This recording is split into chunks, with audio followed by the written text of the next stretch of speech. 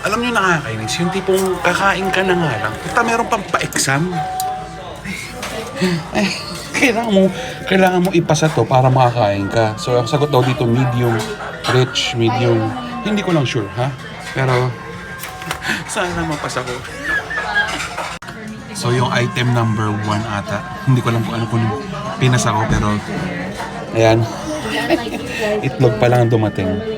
Ayan. So, tingnan natin kung ano pa yung iba pang pinasa ko. So, subukan natin.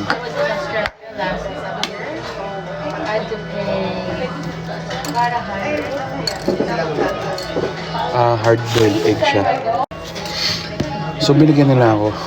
Nabangas yung ano. Yan. Hindi ko alam pero yan, nabalatan ko na siya. よろしければこちらご利用ください。 Hi. じゃあ先にお飲み物を失礼いたします。 Ayan, may pa-cook. Ito, pinasa ko rin tong cook na to. お話の検証してお待ちください。失礼いたします。 Darating na yung... Ay, sinaraduhan ako. Grabe, sinasaraduhan ako. Ayan na, binuksan na. Ayan na, i-chaso natin. Suka natin. Ay, maraming. Sarap. お待たせしました。 Go. それでは失礼いたします。 Gato gozaimasu.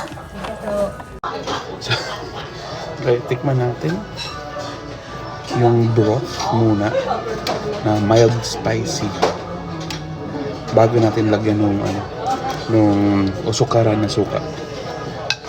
Yung usukaran na suka, sarap yan. Sa ramen, lalong sa ramen. Broth. Okay. Now, usukaran, vinegar. So, para siyang may mixture na. So, hinalo ko siya. Last time ako kasi kumain dito sa Ichiran, like last year, March. Sinubukan ko lang yan. Lagyan ng osakaran. So, sarap. Tikman natin yan. Oh, solid. Ngayon, kakain na ako. Tayo mamaya. So, ayun. Saglit lang yung exam. Boss. Parang tinira ko lang siya ng 5 minutes. Okay naman. Masarap. Masarap siya. So, kung ikukumpara mo siya sa ramen sa Pilipinas, pwede na sa ramenagi. Oo, ganun. Overrated din eh. Pero anyway, Ichiran, masarap.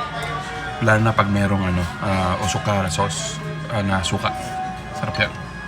Peace!